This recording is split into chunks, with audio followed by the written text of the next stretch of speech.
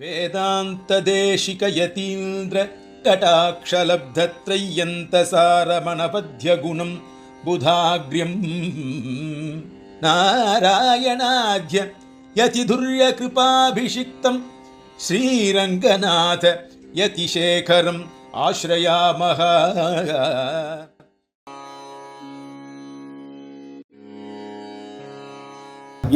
அடுத்ததாக மோகன் பட்டாச்சார்.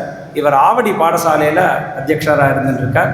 இவர் எங்கள் கொடங்கல் சுந்தரவத பட்டாச்சாருடைய சிஷ்யன். ஆனால் இப்பொழுது இவர்கிட்ட பிஹெச்டி பண்ணியிருக்கார். விஷ்ணு பட்டாச்சார் சுவாமிகிட்ட பிஹெச்டி பண்ணியிருக்கார் யஜ்ஞாதிகாரத்தில். அது விஷயமா சம்பந்தமாக இருக்கக்கூடியதான விஷயத்தில் இப்போ நீங்கள் என்ன சொல்ல போகிற இதுலையா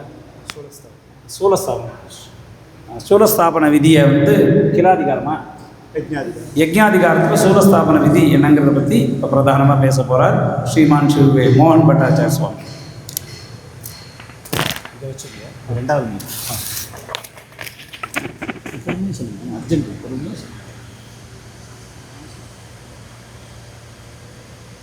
श्रीलक्ष्मी वल्लभारम्भां निखणो मुनिमध्यमाम् अस्मदाचार्यपर्यन्तां वन्दे गुरुपरम्पराम्.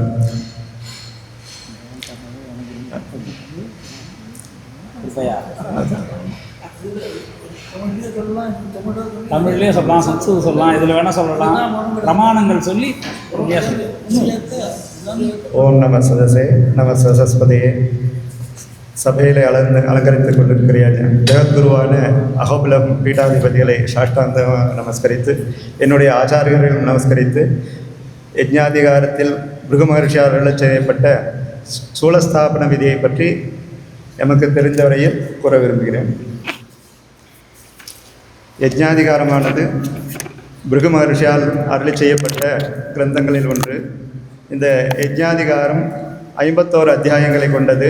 அனுஷ்டுப் சந்தசாலான 2658 ஸ்லோகங்களை உடைய கிரந்தமாக இந்த யஜ்ஞாதிகாரம் விளங்குகிறது. இதில் முதல் அத்தியாயத்திலிருந்து 10வது அத்தியாயம் வரை, 10வது அத்தியாயம் மற்றும் 14வது அத்தியாயங்களில் ஆலய நிர்மாண விதியும், 10 முதல் 21 அத்தியாயம் வரை விக்கிரக நிர்மாண விதியும், 22 முதல் 31 அத்தியாயம் வரை விக்கிரக பிரதிஷ்டையும், 32வது அத்தியாயம் முதல் 33வது அத்தியாயம் வரை பகவத் ஆராதனமும், 34வது அத்தியாயம் முதல் 36வது அத்தியாயம் வரை ஸ்நபன விதானமும், 37வது அத்தியாயம் முதல் 43வது அத்தியாயம் வரை உற்சவ விதானமும், 44வது அத்தியாயம் முதல் 51வது அத்தியாயம் வரை பிராயஷ்சித்தங்களும் விவரிக்கப்படுகின்றன. யஜ்ஞோவை விஷ்ணு என்று சொல்லப்படுவதான யஜ்ஞ புருஷனான விஷ்ணுவை ஆராதிக்கும் முறையை உபதேசிக்கும் கிரந்தமானதால் இதுக்கு யஜ்ஞாதிகாரம் என்றும் பெயர் பெற்றது. இந்த யஜ்ஞாதிகாரத்தில் சொல்லப்பட்ட சூலஸ்தாபன விதியை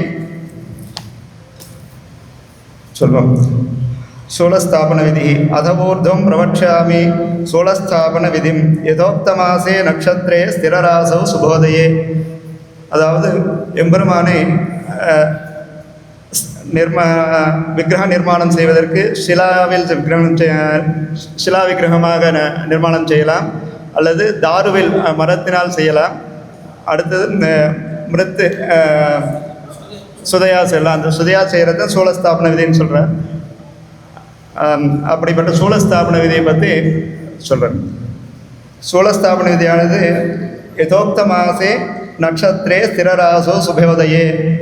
சொல்லப்பட்ட இஷ்டமான எஜமானனுக்கு இஷ்டமான மாதத்தில், நட்சத்திரத்தில், ஸ்திரராசியில், சுபோதயத்தில் செய்ய வேண்டும் என்று சொல்கிறார். அங்குரான் அர்ப்பயத்வா அதிவாசிய ததாஜலே யாகசாலாஞ்ச தத கிருத்வைவ அலங்கிருத்திய யதோச்சிதம். சூலஸ்தாபனம் பண்ணுவதற்கு முன்பு 5 நாட்கள் முன்னதாகவோ, 7 நாட்கள் முன்னதாகவோ, 9 நாட்கள் முன்னதாகவோ, 3 நாட்கள் முன்னதாகவோ அங்குரார்ப்பணை செய்து கொண்டு அந்த சூலஸ்தாபனம் செய்வதற்கு செய்யப்பட்ட அந்த சூலங்களை, அதாவது வேணுதண்டங்களை அதிவாசம் செய்து யாகசாலையில் பித்தி விஸ்தாரமான வேதிகையை நிர்மாணம் செய்து கொண்டு அதில் அதாவது கிழக்கு திக்கில் சப்யாக்னியை ஏற்படுத்தி அதற்கு உத்தரத்தில் ஒரு சொப்ரம், அதாவது ஒரு வேதிகையை நிர்மாணம் செய்து கொண்டு அதில் அந்த சூலங்களை எழுந்தருளச் செய்து அதற்கு பர்யக்னி, அதாவது வாஸ்துவம் செய்து பர்யக்னிகரணம் செய்வித்து பஞ்சகவ்யங்களினால் அதை புரோட்சணை செய்து அந்த சூலங்களை அந்த சூல தண்டங்களை எம்பெருமான் மற்றும் உபயநாச்சியார்களுக்கான தண்டங்களை அருகருகே அங்கே எழுந்தரச் செய்ய வேண்டும். ஒவ்வொரு அதனை அந்த சயனஸ்தானத்திலே அதனை வைத்து அந்த முதலிலே வம்சதண்டம் என்று சொல்லக்கூடிய அந்த வம்சதண்டத்தை முதலில் எழுந்தருளச் செய்ய வேண்டும். அதற்கு பிறகு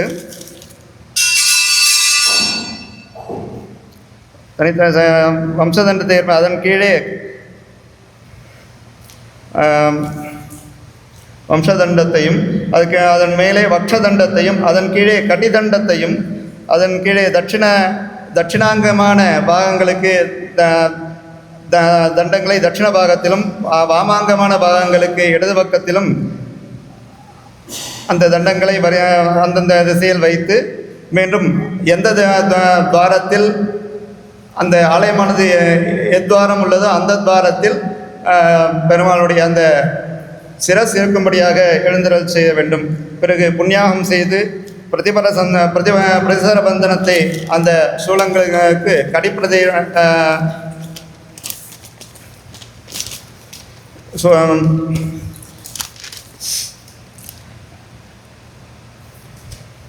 பிரதிசரபந்தனம் செய்து செய்ய வேண்டும்.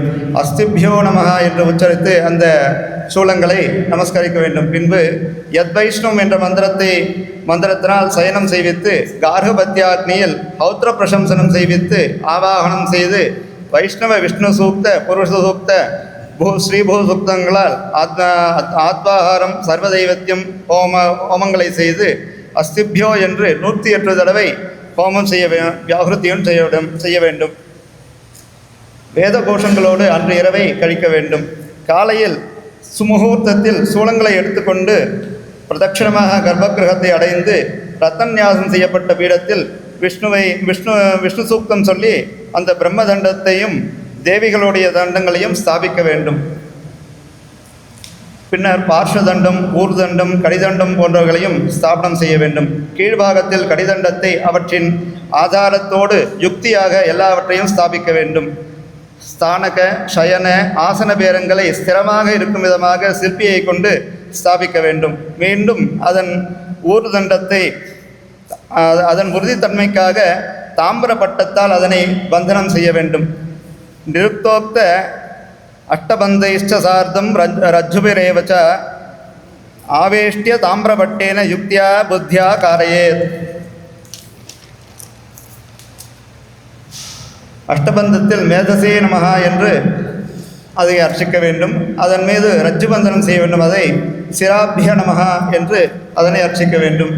நிருக்தத்தில் சொல்லப்பட்டவாறு அஷ்டபந்தனத்தையும் ரஜ்ஜுபந்தனத்தையும் சூலங்களின் மேல் செய்து அதன் அஷ்டபந்தத்தை சூலங்களின் மேல் பூசி அதன் மேல் ரஜ்ஜுபந்தத்தை செய்ய வேண்டும். மிருத் சம்ஸ்காரம் பிரவக்ஷ்யாமி துருவபேரார்ச்சனமேவச்ச நாதேயம் க்ஷேத்ரஜம் ஹ்ரதம் தாடகாம்புஜ புண்ணியதம் புண்ணியக்ஷேத்ரேஷு ஜான்யேஷு சாஹரேத் ஸ்மிருதிமான் மிருதம் பிரசஸ்தேவா தினே தீமான் ஆலயாஸ்தே சலக்ஷணம். பிம்ப நிர்மாணத்திற்காக நதி சம்பந்தமானவன், வயல் சம்பந்தமானவன், குளத்து சம்பந்தமானவன், ஏரிமண், புண்ணியக்ஷேத்திரங்களின் மண் இவற்றை நல்ல தினங்களில் சேகரிக்க வேண்டும். இவற்றை வஸ்திரத்திலாவது பாயிலாவது சேர்த்து சுத்தி செய்து உலர்த்தி ஒரு மண்பாத்திரத்தில் எடுத்துக்கொள்ள வேண்டும்.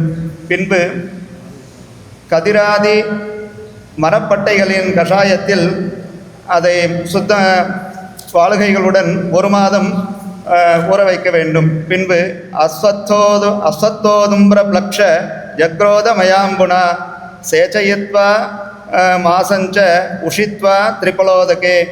அரசமர அத்திமர பிளக்ஷ ஆல மரப்பட்டை கஷாயங்களினாலும் மற்றும் திரிபலாதகத்தினாலும் 1/2 மாதம் அந்த மண்ணை ஊற வைக்க வேண்டும். பின்பு இவ்வாறு கலந்த மண்ணுடன் 1/4 பங்கு ஷிலாச்சூர்ணம் கலந்து 1/2 மாதம் ஊற வைக்க வேண்டும்.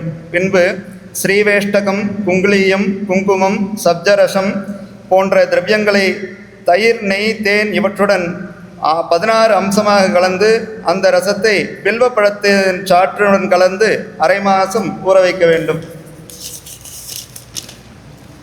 பின்பு பொன் வெள்ளி பாத்திரத்தில் விளாம்பழ பிசினின் சூர்ணத்தோடு அந்த மண்ணை 3 ராத்திரி வைத்து சுபமுகூர்த்தத்தில் ஆச்சாரியன் மிருத்சம்ஸ்காரம் செய்ய வேண்டும். மிருத்சம்ஸ்காரம் செய்யும் தினத்துக்கு முன் அங்குரார்ப்பணம் செய்ய வேண்டும். கார்கபத்திய அக்னியில் ஆகாரம் செய்ய வேண்டும். அக்னிக்கு மேற்கில் தண்டுலத்தின் மேல் அந்த மண்ணை வைத்து மாம்சேபியோ நமஹா என்று அர்ச்சிக்க வேண்டும். பின்பு அக்னியை பரிசேஜனம் செய்து அதற்குண்டான ஹோமங்களை செய்ய வேண்டும். ஏகாட்சராதி மந்திரங்களால் தேவதேவேஷனை தியானித்து மேதின்யாதி மந்திரங்களை உச்சரித்து கொண்டு ரஜ்ஜு பந்தனத்தின் மேல் உத்தமாதி அங்கங்களில் அந்த மண்ணை பூச வேண்டும். பிறகு கிரமமாக ஆச்சாரியன் சில்பி வைஷ்ணவர்களை பூஜித்து பின்பு அந்த மண்ணை எல்லா அங்கங்களிலும் மெல்ல மெல்ல பூச வேண்டும். பின்னர் அதன் மேல் ரத்னங்களை மந்திர சகிதமாக வைக்க வேண்டும். சர்க்கரா கிரகணம். சர்க்கராக கல்க சம்யுக்தோ மாசாதீதேஜ லேபயேத். மிருத்சங்கிரகணம் ஆன பிறகு 1 மாதம் கழிந்து சர்க்கரா லேபனம் செய்ய வேண்டும். புண்ணியக்ஷேத்திரத்தில் அல்லது சுத்தமான இடத்திலிருந்து சர்க்கரா சேகரணம் செய்ய வேண்டும். பின்பு அலம்பி அந்த சுத்த ஜலத்துடன் அதிசூட்சமமாக சூர்ணம் செய்து திரிபுலோதகத்தில் நன்றாக கலந்து உலர்த்த வேண்டும். பிறகு விளாம்பிசின் கலந்த ஜலத்தால் பலமுறை கலந்து பருத்தி துணி பஞ்சுடன் தங்க பாத்திரத்தில் எடுத்து வைக்க வேண்டும்.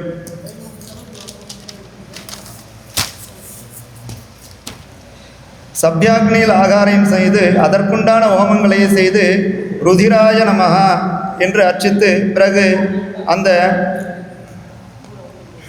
சர்க்கரையின் சிரசின் மேல் வைத்து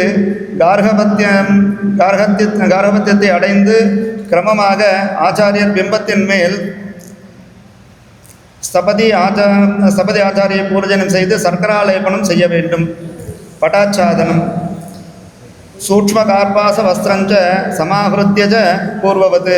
சூக்ஷ்மமான பருத்தி வஸ்திரத்தை சேகரித்து தானிய பீடத்தின் மேல் வைத்து சப்யாக்னியில் ஆகாரம் செய்து துவச்சே நமஹா என்று அர்ச்சித்து அதிவாசம் செய்ய வேண்டும். பின்பு உத்தஹோமம் செய்து அக்னியை விசர்ஜனம் செய்து தட்சிணையை பெற்றுக்கொண்டு வைஷ்ணவ மந்திரங்களால் சோமஸ்ய தனுரசி என்ற மந்திரத்தினால் அங்கங்களில் அதனை சம்யோகம் செய்து பின்பு சிற்பியினால் சமமாகவும் திருடமாகவும் அச்சித்திரமாகவும் செய்து பூஷணங்களால் அலங்கரிக்க வேண்டும். சைலஜே தாரவே ஜெயத்து படம் நைவஜ மிருத்திகாம் மிருதமாலிப்பிய தத்வர்ணான் லேபயேத் கிரமாத். சிலா தாரபிம்பங்களில் படாச்சேதனம் செய்யக்கூடாது. மண்ணை பூசி அந்த வர்ணங்களை பூச வேண்டும் என்பதாக அருளச் செய்கிறார். வர்ண சம்ஸ்காரம். சுதினத்தில் சுபோதயத்தில் எல்லா வர்ணங்களையும் சேகரித்து தங்க பாத்திரத்தில் தனித்தனியாக நிர்யாச சூர்ணத்துடன் கலந்து எடுத்துக்கொண்டு பௌண்டிகாக்னியில் ஆகாரம் செய்து அக்னிக்கு மேற்கு பாகத்தில் ஸ்தண்டிலத்தில் வஸ்திரத்தில் மேல் வர்ணங்களை வைக்க வேண்டும். ஜீவாய நமஹா இத்யுக்த்வா சமபியர்ச்சி அதிவாஸ்யஜ பரிஸ்தீரிய வைஷ்ணவம் மந்திரம் பரமாத்ம சம்யுதம்.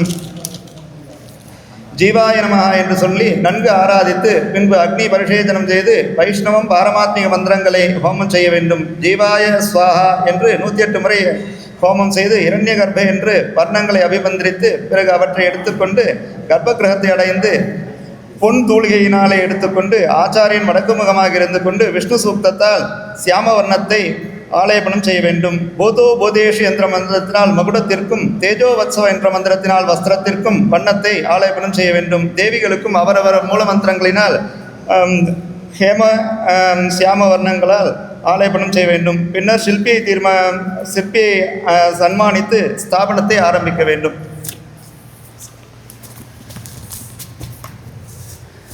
ரொம்ப சந்தோஷம். மோகன் பட்டாச்சார் சுவாமி வந்து ஆவடியில் அத்தியட்சகராக இருக்கார். அங்கே ஒரு 42 பசங்களுக்கு நம்ம வைகான சாஸ்திரத்தை சொல்லி கொடுத்தாங்க. 42 பசங்க இருக்காங்க வித்தியார்த்திகள். அந்த பசங்களுக்கு அவள் ஸ்கூல் பாடமும் லௌகிக பாடமும் படிக்கிறா. லௌகீக பாடம் படிக்கிறச்சே சாயங்காலத்தில் நம்ம வைகானச பகவத் சாஸ்திரஸை அவள் சொல்லி கொடுத்துட்டுருக்கா. அவள் அங்கேயே தங்கி அங்கே ஒரு பரிச்சாரர்கள் போட்டு தலிகை பண்ணி போட்டுட்டு அந்த பசங்களை முழுக்க முழுக்க பார்த்துக்கிறார்.